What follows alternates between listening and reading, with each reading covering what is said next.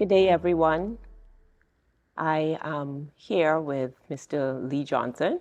He is a former island manager for Shell in Exuma. He has also worked as an island manager for Rubis in Abaco. And he also worked here in New Providence at the Clifton Pier terminal for Sol. And so petroleum is his background. And he is here today with me to share a matter that is of utmost importance for us within the Bahamas, an issue that will be and is already affecting our families, and a matter that needs to be discussed within our communities. And so we hope at the end of our time together that there will be some discussions that will be had within home and family life and within the community.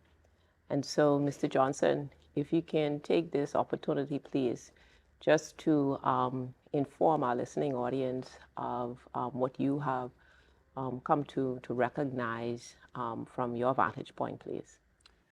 First of all, thank you for inviting me on your platform to get this message out. What it is that the Bahamian people are facing something that is rarely discussed. It is not widely discussed in the Western world, in the US and in Europe, but it's something that has become very detrimental to our way of life. And what I'm referring to is BRICS. BRICS is an economic alliance of countries that have come together to form this alliance. It represents Brazil, Russia, India, China, and South Africa. Now, why this is so detrimental to us, and I use the word detrimental to indicate how serious it is.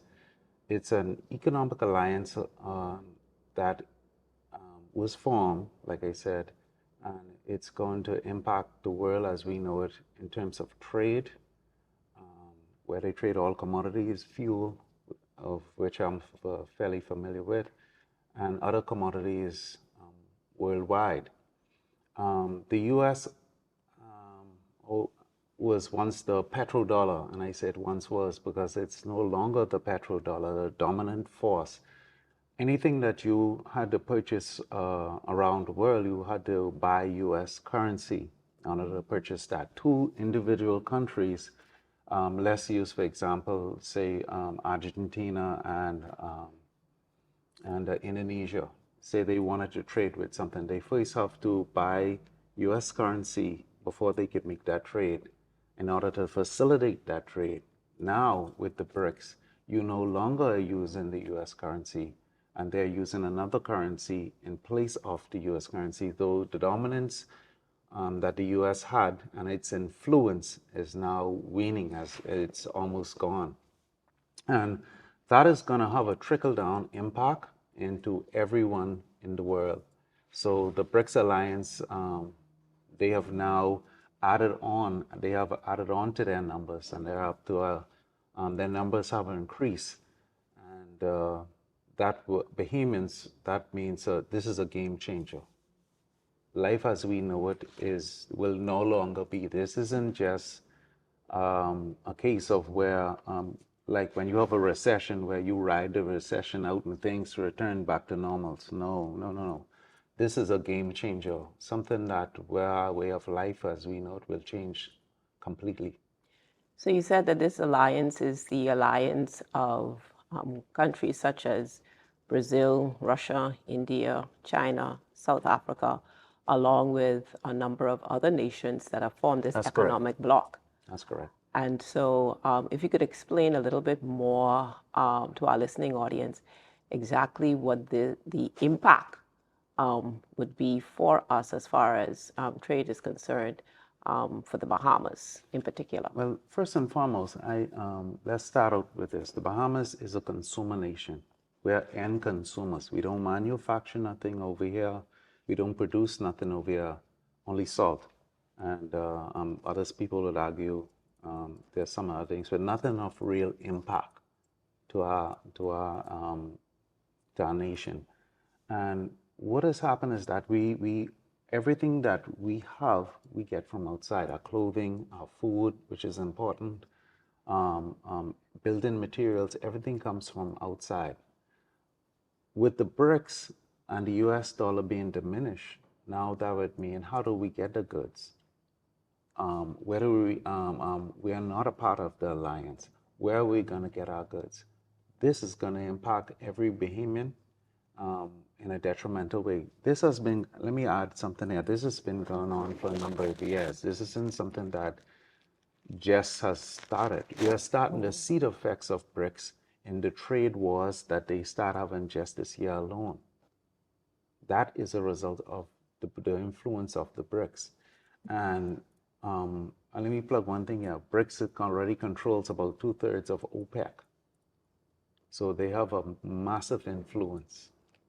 Explain exactly what OPEC is. OPEC is the oil producing nations of the world. They have another alliance where they are governed by underneath the OPEC umbrella.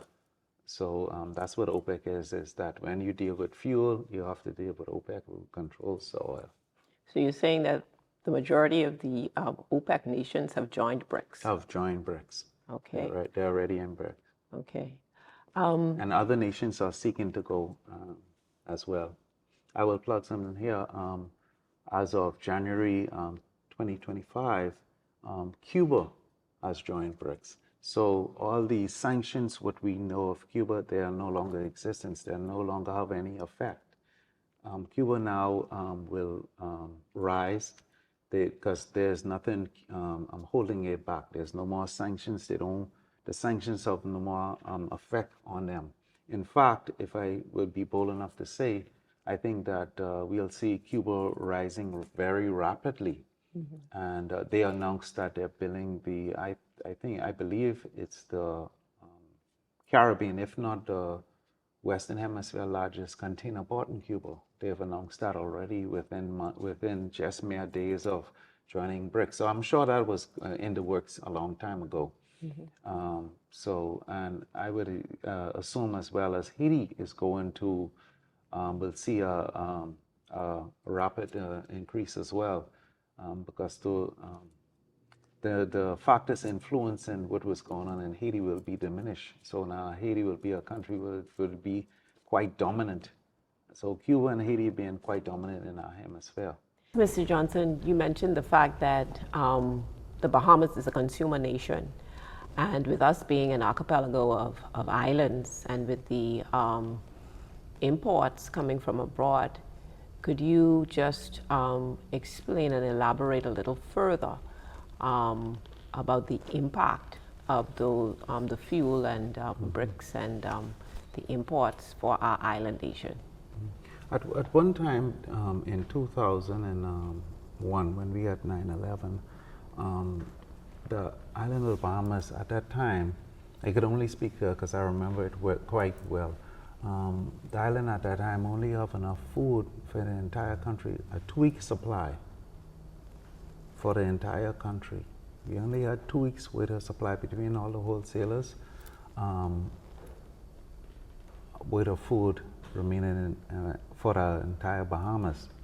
So and for the outer islands, it's even less. So you can imagine if there's a disruption in trade or trade goes down,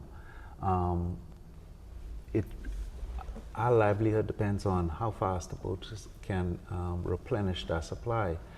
During 9/11, when the U.S. closed its borders, things turned down. The boat wasn't. We got into a point where we had a week and a half without receiving a replenishment, and even the shelves at the food stores was scarce. So this thing with the BRICS and the effects of the BRICS is that are we going to have the monetary manpower to buy these goods? This is where we run into problems. And having a 2 weeks supply rate, that doesn't give us much to fall back on. Mm-hmm. And we don't manufacture, we don't grow enough food to meet the demand. Can be, possibility, I think yet we can. We can do it with through the stuff that we can grow, that we are not growing, and through the fishes that we have. But we don't have the necessary steps in place. We have not built the right infrastructure. We have relied on the system that we always have. What I'm saying, those systems that we always relied on are going away and not to come back. Then what do we fall on? After that week and a half, the boat doesn't come to replenish. Where do we get our food? Within 1 week, if the boat doesn't come to these islands, they start to stock out. They stock out within a week. 2 weeks, Nassau within 2 weeks. I don't know if the turnaround rate has increased, but we are walking a tightrope. You can understand. And the same thing with fuel.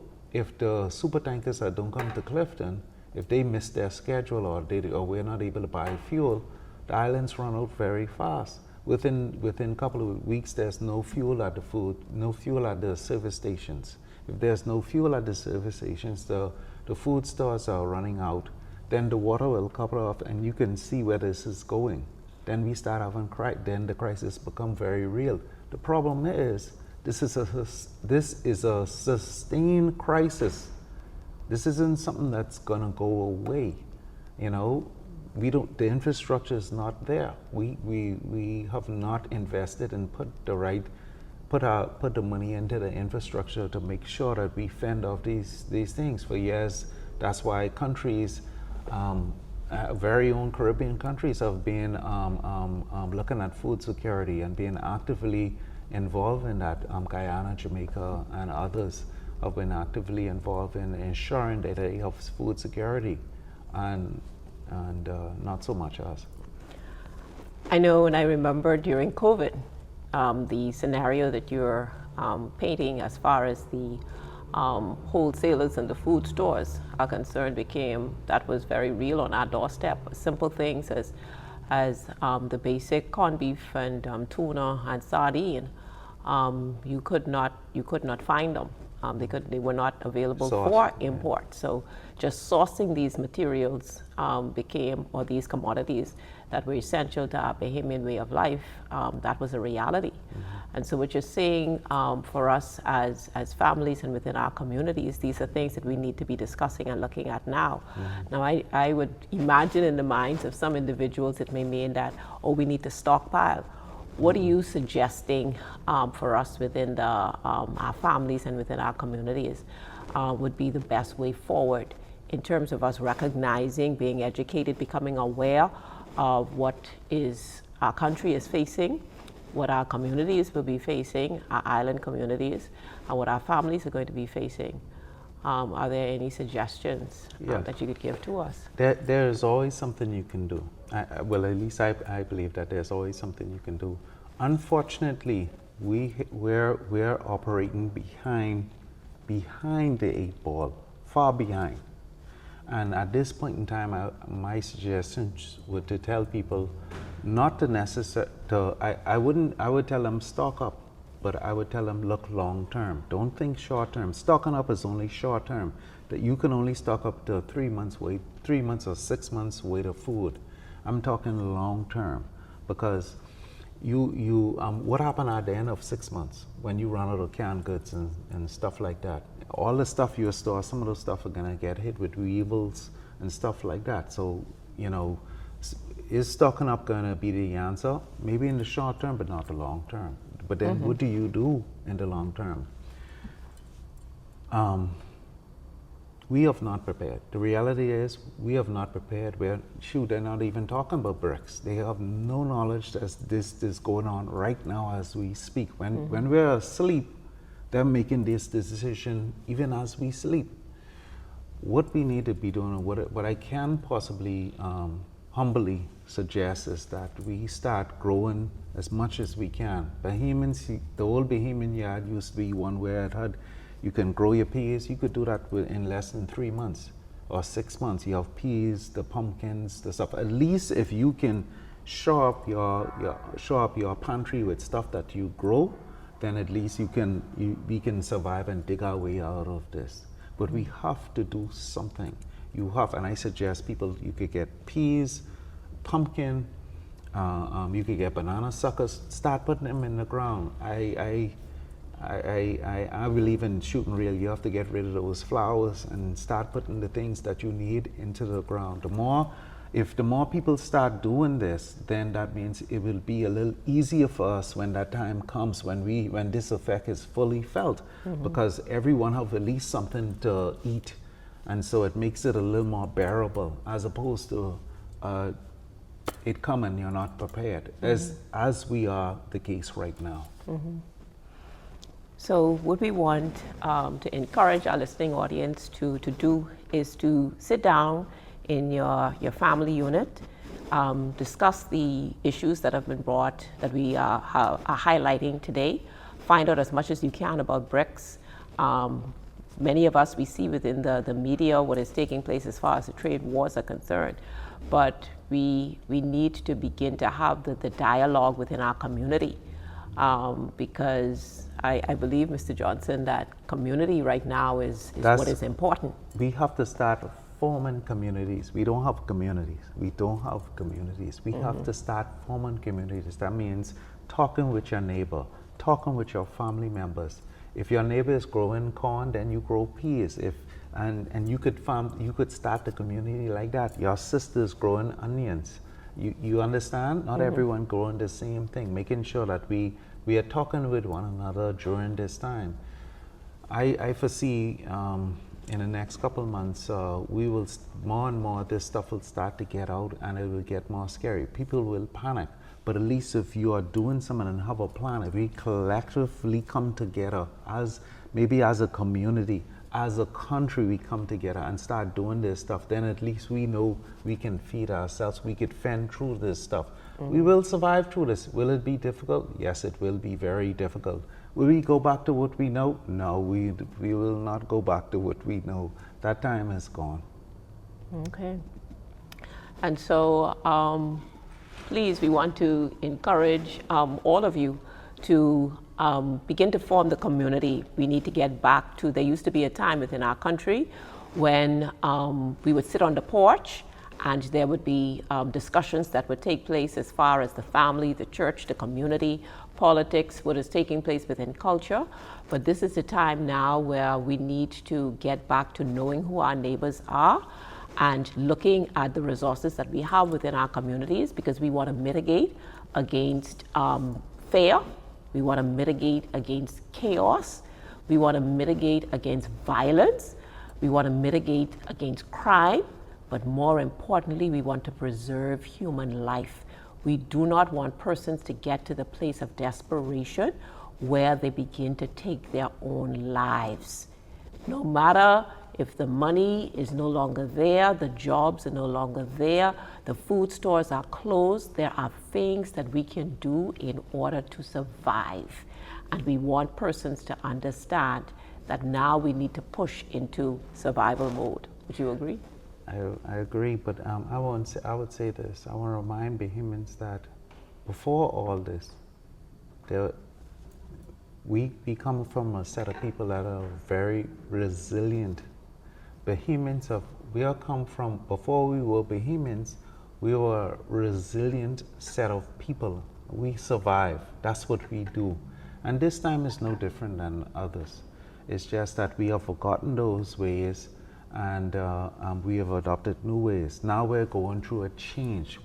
Bahamians tend to be afraid of change. You have to embrace it. It comes whether you like it or not. So if you embrace the change and you find out what's going on, you can weather through the storm. You can laugh at the storm.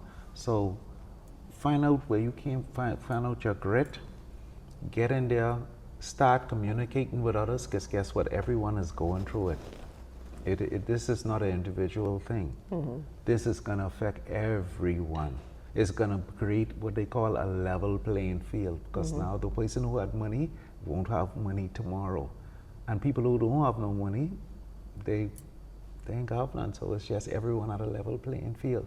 So please, just try to repair those relationships, what has been strained, and work with one another. But we'll get through this. Remember, community is built on common unity. There are many things that we have in common, and that unites us. And so let's get back to the things that are common. Talk with your old people within your communities. Find out some of the things that they did, salting fish, the way in which they farmed, the foods that they used to eat, the way in which they prepared when there wasn't electricity, when there may not have been gas for the stove.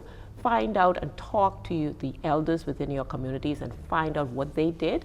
Begin to catalog it and share it with one another, because this is the time when we are going to recognize no man is an island and we need one another. Thank you all so much for being with us, and we do trust that the information that we have shared, that it will go far and wide, and that it will help you in the days, in the weeks, and in the months ahead. Thank you all so very much. Thank you, Mr. Johnson. Thank you.